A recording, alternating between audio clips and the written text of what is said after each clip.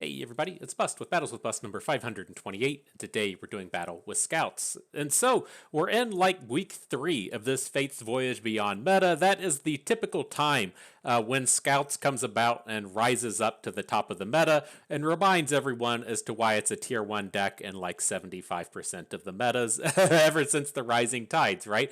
We get like 8 standard metas within the year. I would say it's safe to say that in 6 of those, Scouts is typically a tier 1 deck. It's very rare for Scouts to be bad. And so, the things that I've really kind of highlighted as being important in this meta in terms of attacking Morganas and attacking Elder Dragons are things that Scouts does very well. I like generating a lot of board width since your opponent wants to play 1 unit on turn 6, 1 unit on turn 7, 1 unit on turn 8. If you just have 6 units on the board, they can't block 3 of them, right? So I like having a lot of board width.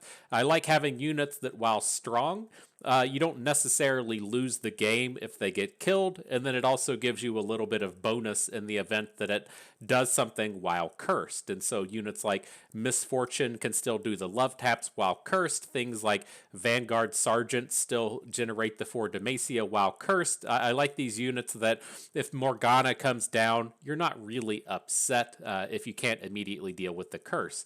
Last but not least, I do like to have ways to boost all of our units. So if we're going to be getting the full 6 units on board, we want to have some kind of way to give them stats. Now, here we're focusing in on Champion Strength and Inspired Light. We've touched on using Yordles. We've touched on using Yordles in arms. Some way to kind of carry out the strength that we're getting from those first 2 points to where we have a full board and we have units that we don't care about.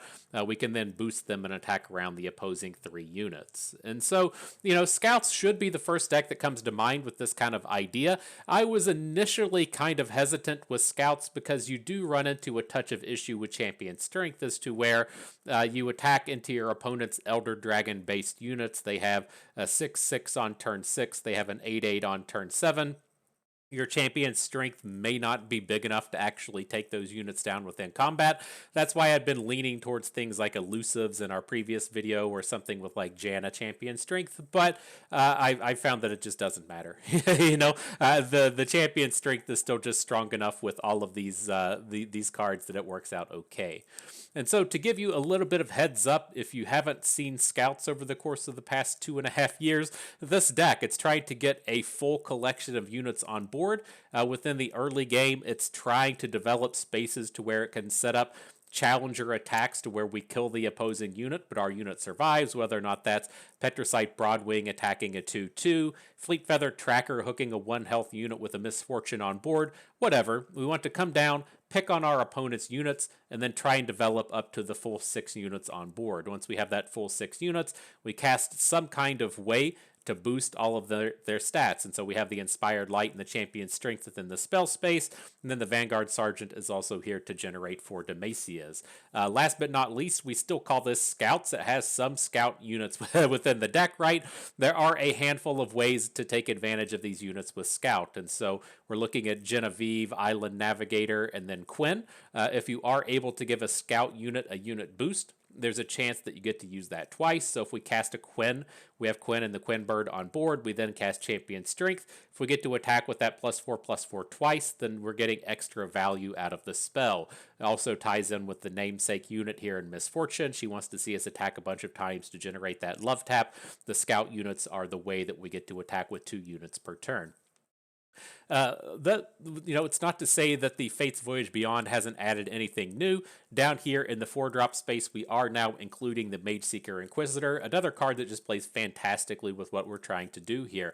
One of the problems that Scouts does run into is you'll get into the kind of mid to late game, want to get a big expensive unit on the board, and those big expensive units all summon another unit. So if you're playing the decks that specifically play Island Navigator, Quinn, and 3 copies of Scrutinizing Sergeant, there's a very real chance that you don't get that additional summon just because your board is completely full. And so I do like having this kind of mid-game unit space with the Mage Seeker Inquisitor that gives us a way to just add a single unit to the board, but it also ties nicely in with everything else this deck is trying to do, right? We can get those board control based challenges just to take down another unit.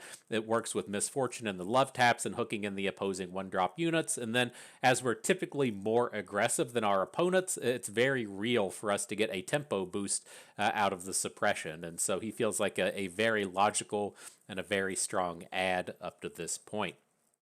And so that's it. That's the deck we're doing battle with today. No need to pay to win. Everything's already all premium in Scouts. No crazy thought processes there. We play this deck quite frequently. Everything is all premium. Good to go. See if we can't find some good battles. All right, kicking things off against Seraphine Morgana in that space of Targon here. A little bit of control land, if you will. We'll hang on to Shell Shocker for the early game and then try and find some other cheap plays. We want to be spending all 6 mana in the early game on units if we can. And this hand, much more adept at doing that. The Shell Shocker into Broadwing. Ideally, we'll pick up a 2-drop or a 3-drop by turn 3. Get to spend that full 6 mana. Ooh, man. It's been a while, man. I miss the old Scouts. I miss the Scout time out here. I was trying to think back to the last meta, if it was a good one for it. I don't think Scouts was super popular in the previous standard meta, but 2 ago, I think it was. And so, always just kind of sneaking its way in. It's one of those decks. My theory with decks like Scouts and like Pirates is that, you know, people just get kind of tired of playing it. As you know, have been playing this deck for 2 and 3 years, you're just kind of like, yeah, you know, I've had enough. I've had enough of that one. You know, we can get by without it, and I think people just forget how good it actually is. But here in this space, a bit awkward. We didn't pick up the unit we were looking for. With him attacking with Mariam on the previous turn, I would most assuredly tell you that he's got some type of combat trick or a mystic shot to deal with our unit. He does, so I wanted to wait until this turn when we would actually get to cast our spell and try and get this kill onto Mariam here. I will go all in with this, with the Chain Vest, if that's what it takes to protect our Broadwing.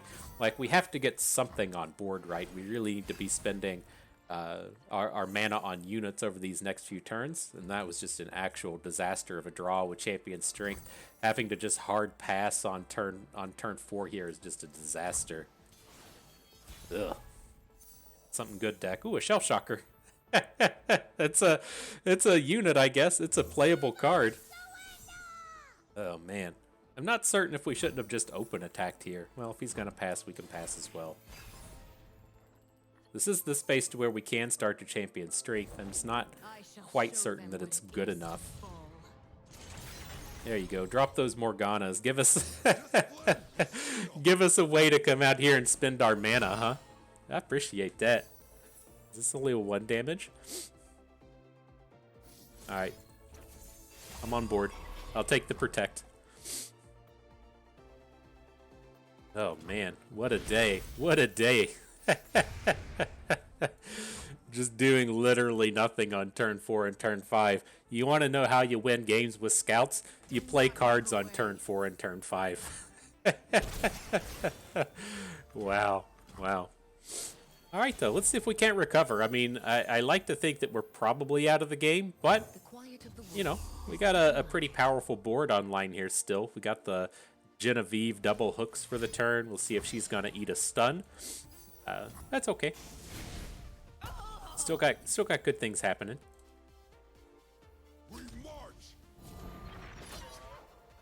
We'll take it a little slow. Still very easy for us to get a full board and then maybe pop off with Champion Strength. I mean, he's playing the Targon out here with Seraphine, so it's not like we have to worry about denies coming in.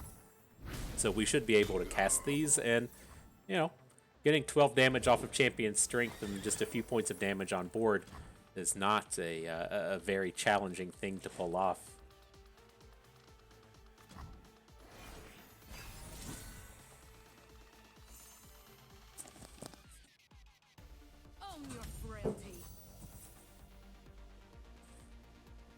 Alright, let's see what we can do here. I was curious. We're just getting it all together for this turn 8, huh? I want to add in the Island Navigator We have the mana still on board to add the Mage Seeker Inquisitor. had to double check that he's not an elite. He's not. But then we can maybe find ourselves in this space next turn to where the champion strength really gets to pop off. You're just a mere conjurer. Go away. So he's had to spend that extra mana. Hopefully good for us. And now, time for the goods. Time for the big things. Ooh. You can actually just play both, right? Let's lead with this Inspired Light and see what happens, right? This is giving him a big incentive right now to just start casting spells. I want to see how bad it's going to be. Because we can pull off a lot of the same things with just having the 4 Demacia. Like coming in with a 5/5 Ram Hound. Not that crazy. We should probably... What we can do... We can come in with just the normal attack, right? Let's try to take down Seraphine. I think that's fine. We do have to worry a touch about something coming in like a Fallen Star to deal 4 damage, but I think this will be okay here. So now Champion Strength, we can attack with the Ram Hound and then attack with the 2 units afterwards. Is going to leave us in a spot to where Champion Strength not as awesome next turn, since we can't attack with the Inquisitor, but I think this is still good.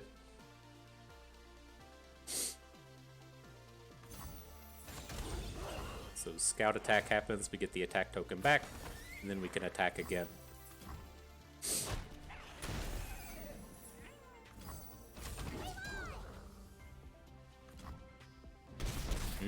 Got him real close now, huh? You can drop Champion Strength number 2 and just be off to the races. Do not look away.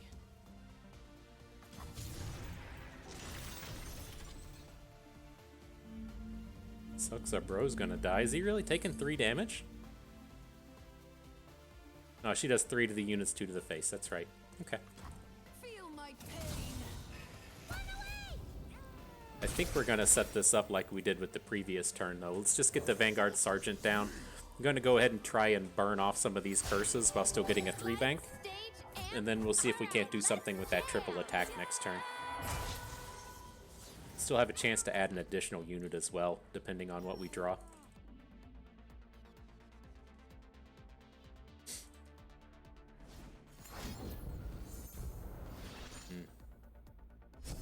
Pretty well set up with this Seraphine.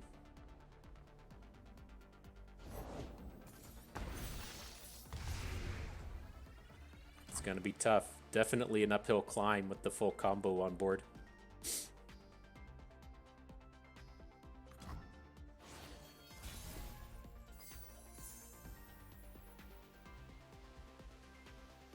Yeah, it's a bit of a bummer in this space not being able to get the attack in right away.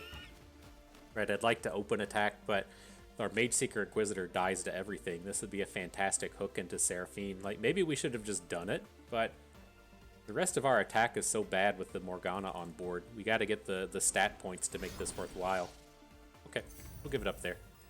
But, you know, I feel like that's off to a pretty good start. Given how poorly that game went, just not doing anything whatsoever in the early game, to being in that point to where we're very close to getting kills off of our Champion Strength. Feels quite good. Alright, next battle. Unit for turn 4, unit for turn 5. Here we go. Incoming strategies. Alright, what do we got? Oh man, I missed this deck. A little bit of Jayce Norra. I miss playing the Jayce. I've been thinking about Jayce as well.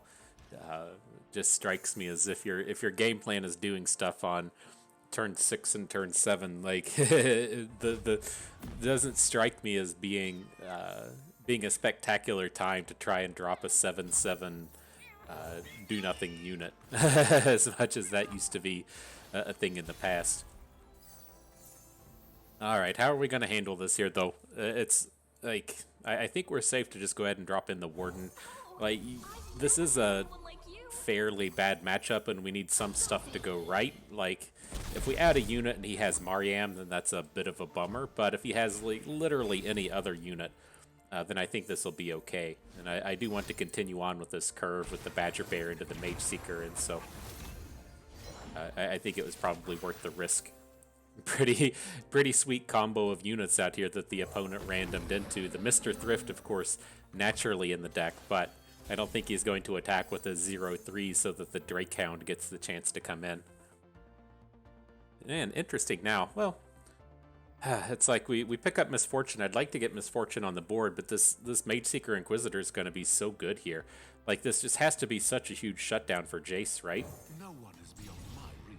Right? If he wants to add a unit this turn, he's not casting any spells. If he wants to cast a spell, he has to get the suppression out. And then if he does want to cast spells now on this turn, it's like he's got to not play 6-cost cards next turn. The Forge Chief plays into that kind of nicely for him, but at the end of the day, I think this is gonna be good.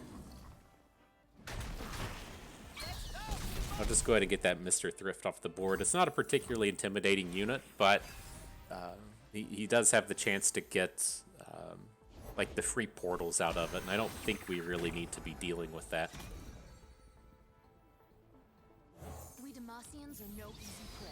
So we'll add in Quinn. I would like to get this Misfortune on the board before we get into too many crazy shenanigans, and so we'll see if the board clears out any. Say, I don't imagine that he's going to attack with the Teamaker, but if he does, I'll happily block it. I seem to have misplaced my self.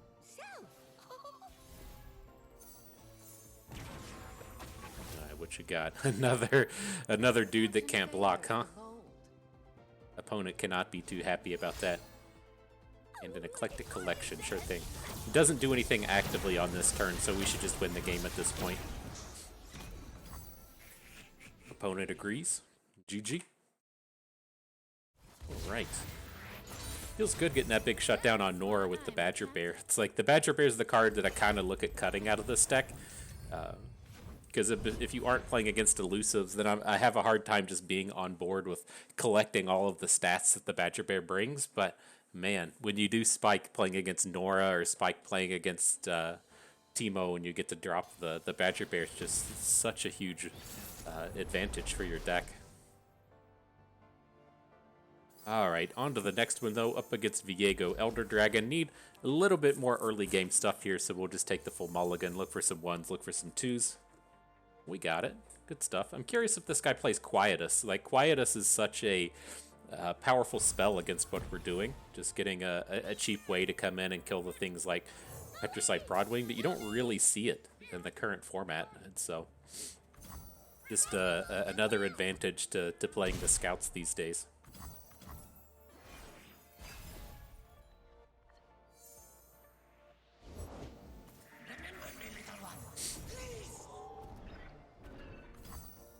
I'm gonna say I'll block if he attacks. We do get the nice hooks on this upcoming turn with the Misfortune into the 1 health units, but if we'd get the opportunity just to clear out all of these husks, I would have been pretty okay with it. I'll be damned. Still looks like a good combat. You'll see me, yes?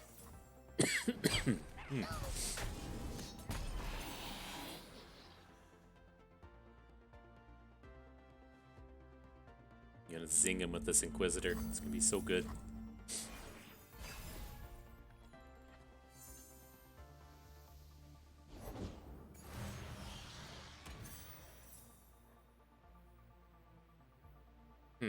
It's interesting. I'm curious if we want to add it in. Like, it's a pretty good space, right? He's getting pretty tapped on mana.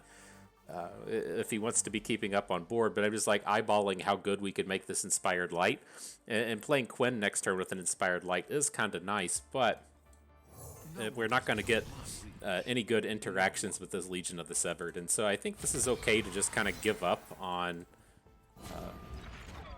to give up on the Inspired Light. We can work out the mana for it a few turns from now. And then Misfortune turns up.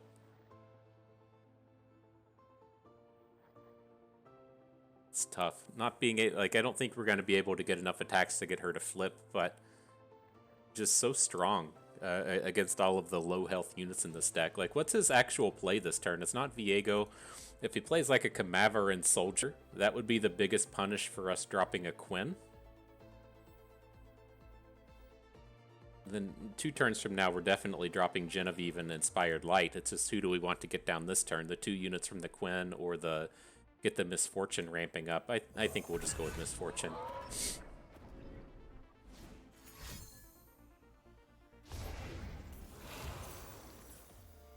No prey, no pay. Get some more. Get some more 1 health units on the board for us real quick. I appreciate that. Love ya.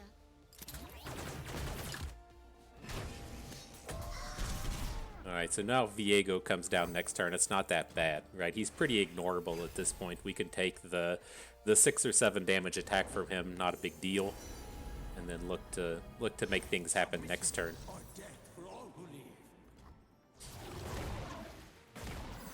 Curious with this, I think we want to kind of approach this like we did a couple of games ago, to where Show you the sights of Bill. we The sights are fine. The we smells, open attack, on the other hand. and then after the open attack, we drop in the champion's strength and make a scout attack afterwards. So I think that's the way we'll take this. I want to attack as fast as... Oh shit, hang on. We can't play our champion's strength now that we've inspired lighted. Whoops. Little whoops. The quiet of the woods.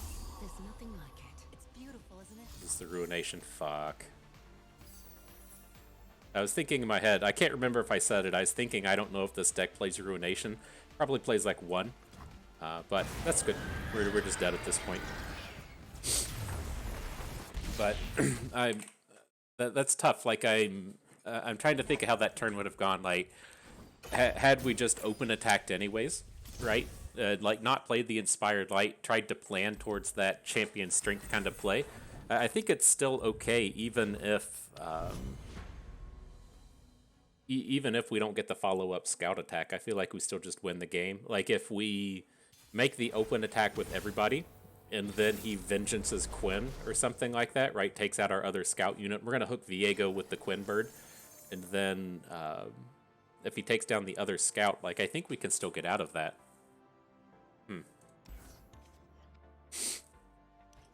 It's just like, I saw with that Inspired Light as well, we could have open attacked and had 13 on board, but it would have gotten shut down by a vengeance or something, so I didn't want to just go for it.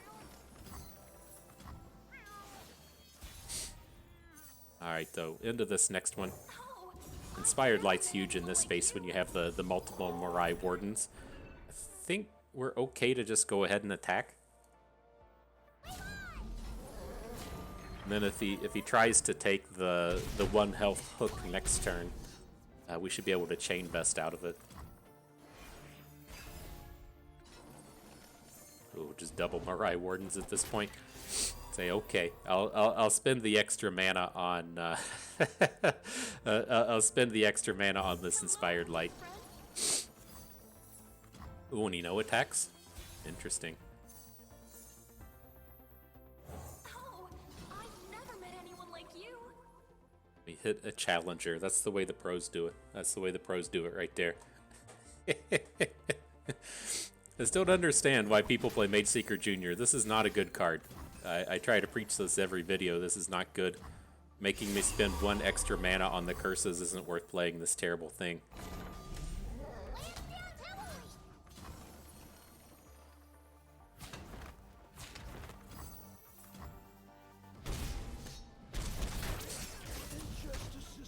Alright.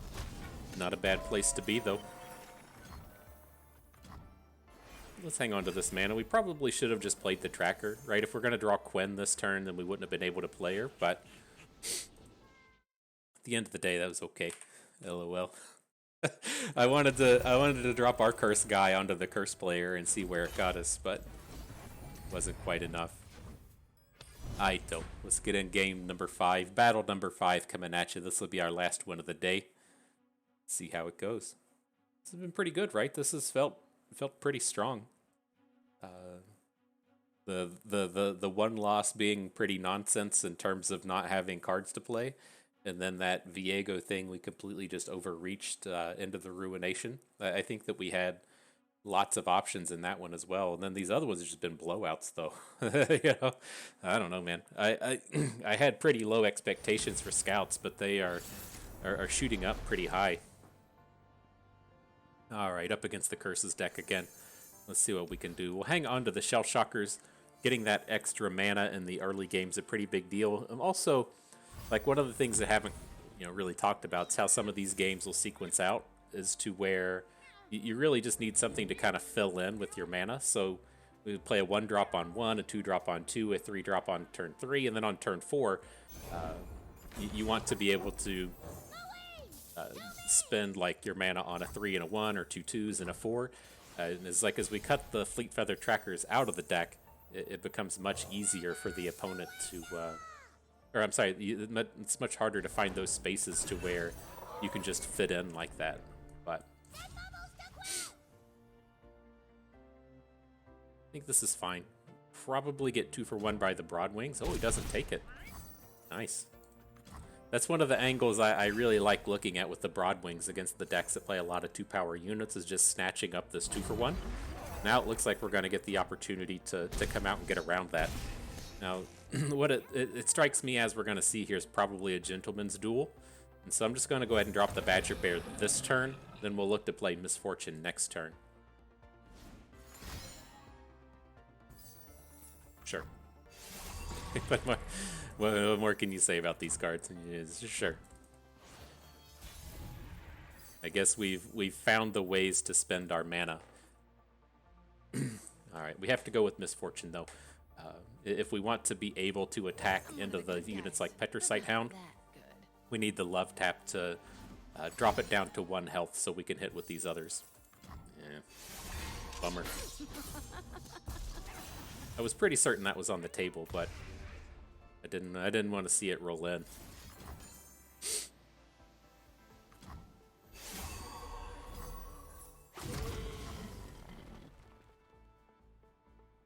Just the big boy here.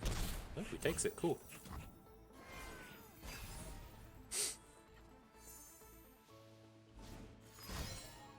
So here comes a Mage Seeker Jr. Short. Oh, this bird doesn't even have Challenger. Okay. I mean, it feels like he's just going to try and Shield of Durandus, but I think this is okay. I like getting these units on board that are just bigger than the Broadwing.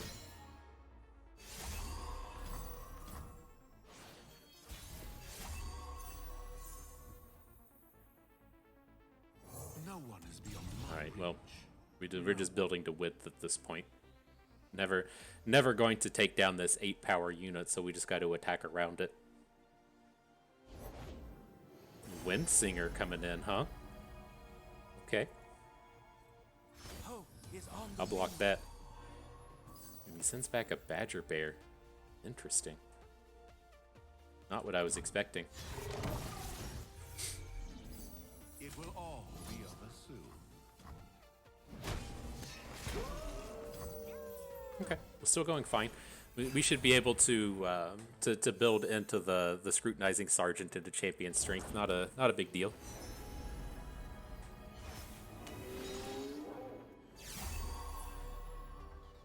You hit Deathless on the Saiyan, not bad.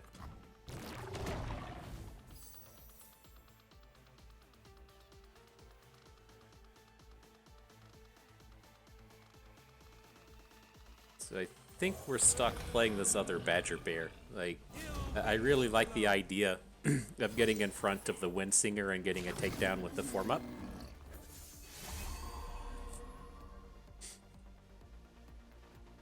Definitely leaving Saiyan back, but it's like as we try to build up to this champion strength, like how are we going to get enough units on the board? It's like even if we take the 3 bank out of this turn, we'll only have 11 mana next turn, so we could only add in a 2. Like it's going to be a few turns before we're able to pull off this champion strength. So we'll go ahead and just add in the Inquisitor, expensive up the suppression in hand, and try and get this going next turn. Did we just miss? God damn it. That's one way to do it. How sick would it be if he just passed? Right? If we're trying to get into this spot to where he's just maybe not going to add any units to the board. Oh my gosh, and he's gonna follow up exactly onto Galio.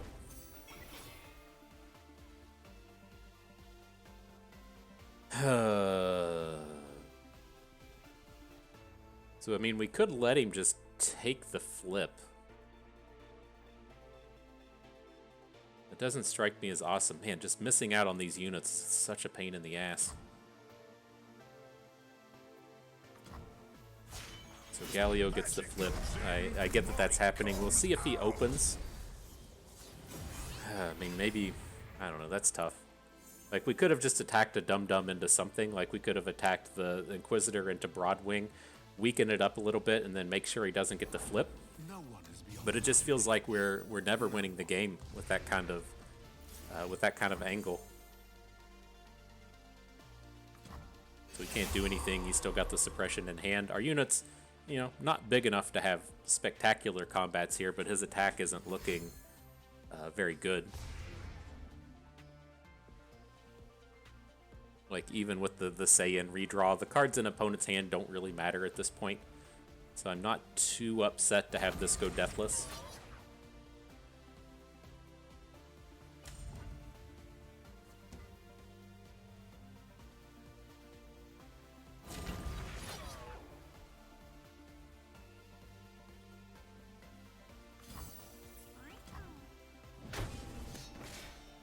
You'll pay the price. So how free are we to crack back? Like, he's got his rally, whatever. Galio can get in front of something, that's fine. The thing that starts to suck with this is, like, if he blocks something with the Saiyan and then he gets the kill on the way back. Our units are just so small at this point. I think we gotta send.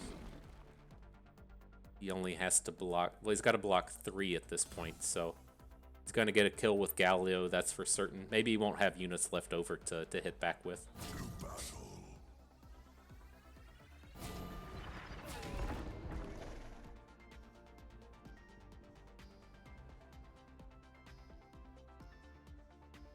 He's not giving up on the Saiyan yet, putting the Saiyan in front of an 8 so it dies and he gets the draw. Sure.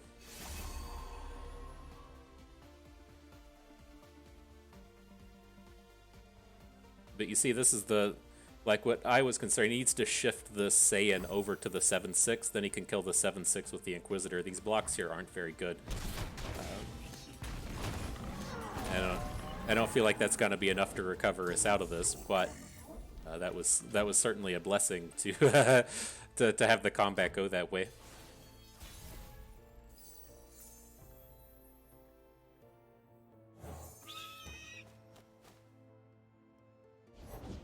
Every mage must face their crimes. Every wave is a Alright, so I think we got to stop here, and then we'll try again next turn with the Champion's Strength. I don't think we can get in front of this stuff well enough. Like, we definitely don't want to be dealing combat damage to a Petricite Hound and then having him just grab the rally off of Galio. But this is going to be a pretty powerful open from the opponent. Sure, more cards that don't matter. It's just like, he's not going to kill us next turn, but he's going to have this ability to just get 2 kills with the Mage Seeker Inquisitor and make our Champion's Strength no good. Right.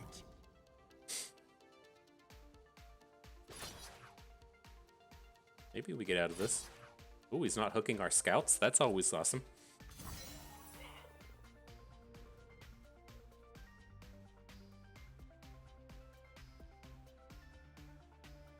I mean, we still have this form up as well. Like, I'm looking at...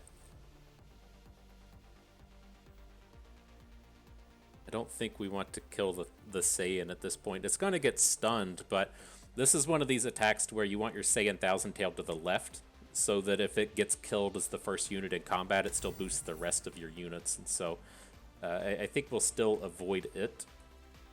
I'm looking towards maybe just blocking this thing. He's already played one Shield of Durand. Can block with our scout here.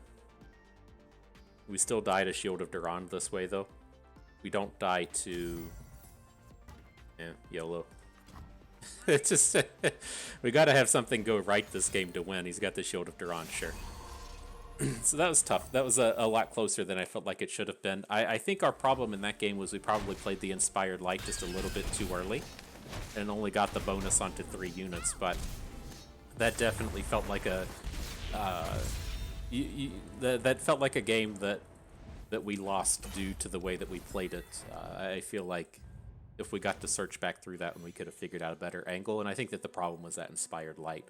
But nonetheless, I think that matchup still shows the reasons that scouts have a lot of power into that kind of thing, right? As to where we're trying to generate that board that's just bigger than his, and when you're spending your turn 6 of the game playing a Wind Singer onto a 2-mana unit, and then trying to play Galio on turn 7, it opens up a lot of spaces to where you're able to just get wider on board than your opponent and crash in with the big spells. And so, again, I'm pretty on board with the scouts. I think champion strength is a fantastic place to be in this current meta. And then scouts is, of course, one of the better champion strength decks that you can be playing. I think the thing to really call out here is going to be the Mage Seeker Inquisitor. This strikes me as, the real winner of the set, if you will. Given that he has so much stats and the cursed things are all so annoying, and the tempo plays, to me, the tempo plays that you would get out of a unit like Mage Seeker Inquisitor in a deck like this are just so much better than what you get out of the Curses deck like we just played against there. And so it's kind of, as the game progresses, the Curses get worse and worse because you have so much extra mana to spend on them. But when you're on turn 6 against facing down a full Scouts board and you also have the Suppression in your hand, like that's the point to where Suppression gets exceptionally good. And I think this is a deck that really takes advantage of these much better than the Curses deck does. Let's be real, the Curses deck is a meme. it has 2 really good cards in it, in Morgana and Mage Seeker Inquisitor, and then the rest of it is just filler around those 2. Like, I think that Elder Dragon deck is garbage. I think Elder Dragon deck is 0% the way to actually take that deck into the meta, but it's one of those things, I think, to where the strength of a few particular cards is being like overwhelmed by the shell of what's actually good. And so interesting space there. But nonetheless, good set of games. I had fun with that. I hope you did too, because that is going to do it for us today. So if everyone enjoyed the video, hope you maybe learned a thing or two along the way. Had a good time watching. This is Bustin' We. Thank you for being here.